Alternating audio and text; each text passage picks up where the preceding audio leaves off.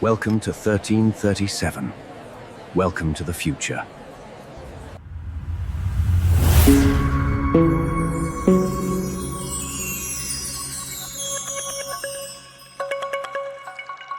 Welcome to 1337, the future of podcasts on the human element.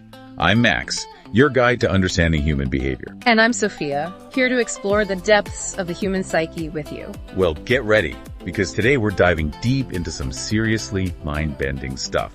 We're talking alien encounters, hidden human potential, lost history, all that good stuff that just makes you question everything. Seriously. The source material for this one is fascinating. First-hand accounts, expert analysis, and even some connections to ancient mysteries. Oh yeah, like a detective novel meets sci-fi thriller, all rolled into one.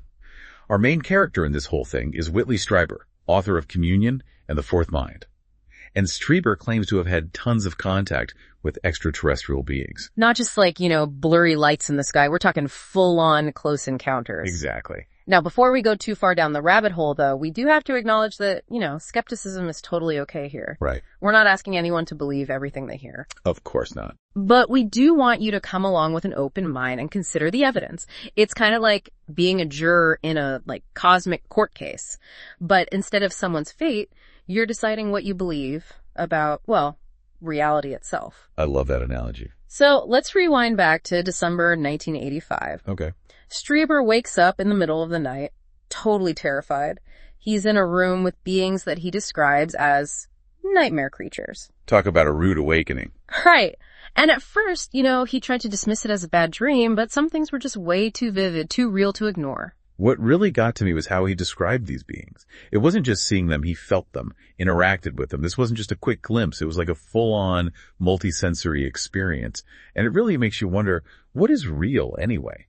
If something feels real, leaves such a huge impact, does it really matter if it fits into our current understanding of the world? That's a huge question. And it's one that Strieber struggled with for a long time. Initially, he was totally against the idea of an alien encounter. But through hypnosis, he started to put together the pieces of that night and had to face the possibility that it might not have all been in his head. And this is where things get really interesting, maybe even a little creepy. Yeah. Some of what Strieber remembers is pretty disturbing.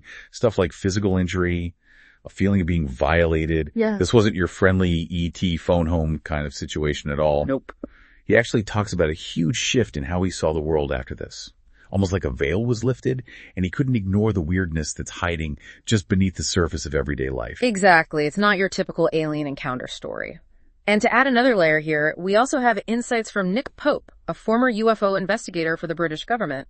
What's interesting is he started as a skeptic too. But after years of investigating UFOs, unidentified flying objects, he came to believe that this phenomenon is real, and it's something we need to take seriously. Wait, so someone whose literal job was to be skeptical about UFOs ends up convinced? Yeah. That's got to mean something. It's not just some fringe conspiracy theory, is it? It really makes you wonder, what did Pope see that changed his mind so much? Right.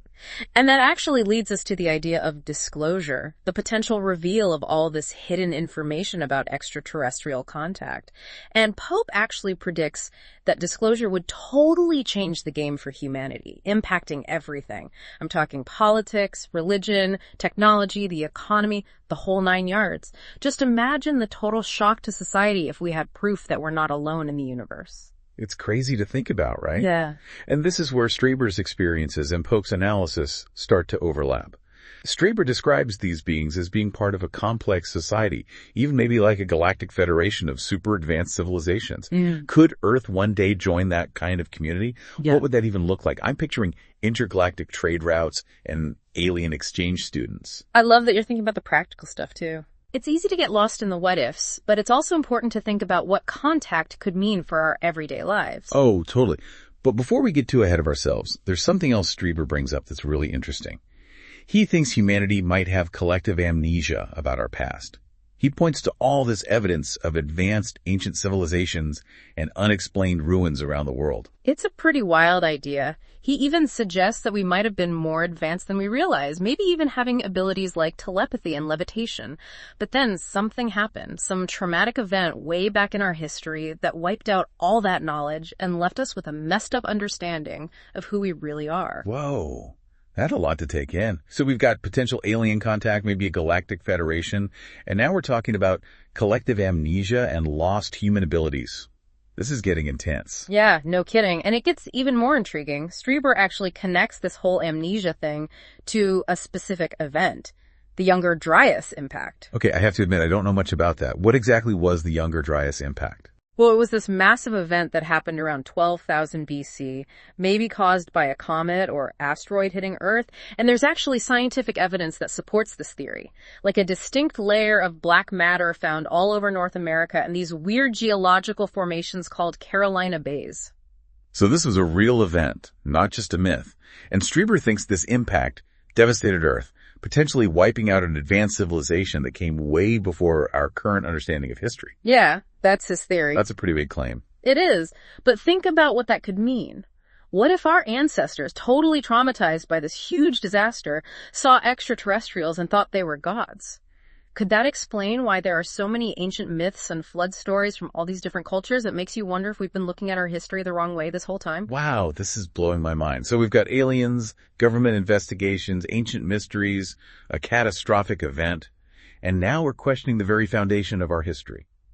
I'm hooked. Where do we go from here? Well, that's the fun part of a deep dive, isn't it? Just when you think you've hit the bottom, there's always another layer to uncover. We're just getting started. I can't wait to see what other rabbit holes we find. So, we kind of have to address the big question here. If these beings are so advanced, why all the secrecy? Why not just land on the White House lawn and say hello? Exactly. It's like they're playing this huge cosmic game of hide and seek, and we're left wondering what's going on. Well, Strieber actually talks about that in his work. He suggests they have their own reasons, their own agenda, which might not quite line up with our human understanding or even our timescale. So, what might seem like 100 years to us could feel like a minute to them. That's a pretty wild thought. Yeah, exactly. And remember Strieber's suggestion that maybe they're waiting for us to develop certain abilities before they fully engage with us? Oh, right. It's like we're being given this cosmic pop quiz, and we haven't studied enough yet. Haha. I like that analogy. It's a good reminder that in the grand scheme of things, on a cosmic scale, we're still figuring things out.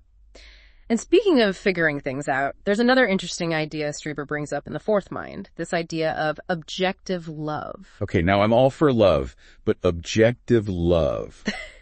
What does that even mean? Is it like love without feelings? Not really, no. It's not like the romantic love we usually think about. Strieber describes it as this fundamental creative energy, like the driving force behind the entire universe. Whoa. So more like this universal life force that connects everything. Yeah, you got it. And he thinks this objective love plays a huge role in our spiritual evolution, pushing us towards a higher level of consciousness. So less about hearts and flowers, more about tapping into some kind of cosmic power source inside us. I gotta say, that's a pretty powerful concept. It is. And it all ties into how Strieber really emphasizes the importance of inner work, of cultivating our consciousness and reaching our full potential. I'm definitely sensing a theme here. First, we were questioning our understanding of history, and now we're going deep into the nature of consciousness itself. Exactly. It's all connected. And even though exploring these huge concepts can feel kind of heavy sometimes, I think it's so important to remember that wonder and joy are a big part of this journey too. For sure. We can't let all these big questions crush our spirits. Mm-hmm. We have to keep laughing, stay curious, and just embrace the mystery. Couldn't agree more. And speaking of embracing the unknown, both Strieber and Pope actually emphasize something I find really hopeful in all this cosmic uncertainty. Okay, I'm all ears. They both talk about how important laughter, play, and compassion are. They see those things as super essential for navigating how complex human existence is, especially with all the potential changes on the horizon. So basically, don't forget to have fun along the way. I can definitely get behind that. Exactly. Don't let the seriousness of all this overshadow the simple joys of being human. Keep exploring, keep asking questions, and most importantly, never lose that sense of wonder. You always bring a little bit of optimism to even the most mind-boggling topics. It's great. Well, someone has to. Besides, laughter is good for the soul. Or whatever cosmic energy we're all made of, right? I love that. But for real, folks, what are your thoughts on all of this? What sticks with you? What questions are popping into your head? Because as we dig deeper into Strieber's experiences, things take an even more fascinating turn. Remember those disturbing details he talked about? Oh yeah, the sense of violation, the physical injuries. Yeah. It definitely didn't make these encounters seem very friendly. Right. Well, Strieber goes on to describe the bodies of these beings as avatars, basically, like tools that are controlled by a non-physical consciousness. Hold up, are we talking about some kind of alien possession thing here? Not possession exactly, but more like remote control. Imagine a consciousness existing outside a physical body, able to jump into and control different forms whenever it wants. It kind of challenges what we think it means to be a being, you know? Yeah, totally. It makes you wonder if our human consciousness isn't stuck inside our bodies either. That's the big question, isn't it? And Strieber's experiences actually give us some pretty interesting clues. He's had out-of-body experiences, and he even says he can talk to his wife who's passed away. Wait, are we talking about life after death now? This deep dive just took a sharp turn into the metaphysical. It did, didn't it? But think about it. If these beings can operate outside their physical forms, what does that mean for us humans? Could we have all this untapped potential to exist beyond our bodies? Okay, my head is officially spinning. Aliens. Consciousness, life after death. This is a lot to process. I hear you. But isn't it exciting to even consider these possibilities? It's like we're peeling back the layers of reality and finding something truly amazing underneath. You're right, it is exciting. But honestly, a part of me is kind of freaked out too. What if we're not ready for this kind of stuff? That's a totally valid concern. But think of it this way. Exploring these ideas, even the ones that make us uncomfortable, helps us understand ourselves and the universe so much better.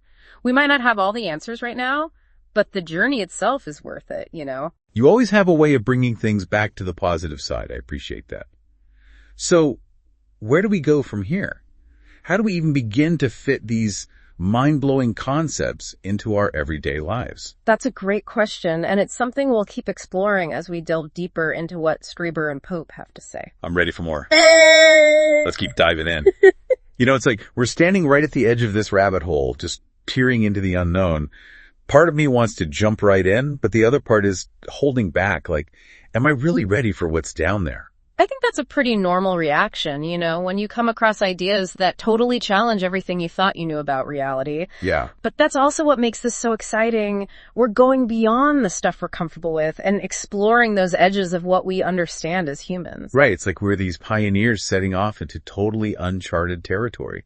Who even knows what we'll find? Exactly. And even if we don't come back with all the answers, just the journey itself opens up so many possibilities, you know? Makes you more aware of things. Absolutely. So to wrap things up, let's kind of recap what we've learned. Okay. So first we have Whitley Strieber.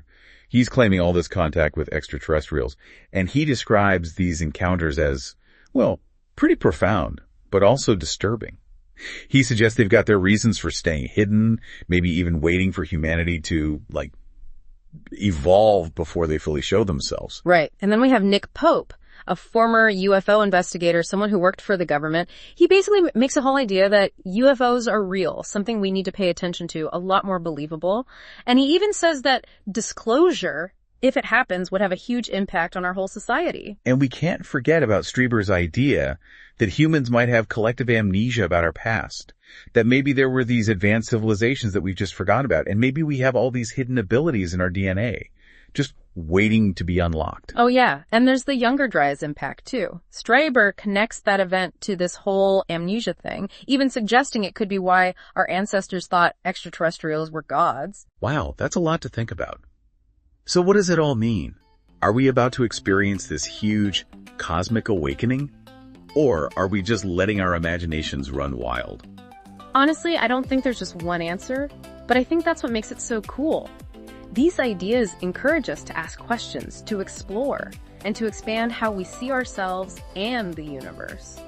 It's like we're being asked to think about a whole new way of looking at things, one where the lines of what's real are a lot more blurry than we ever thought. And within that new way of thinking, ideas like objective love and the possibility of consciousness existing outside our bodies become more than just interesting theories. They become ways for us to grow and explore on a personal level.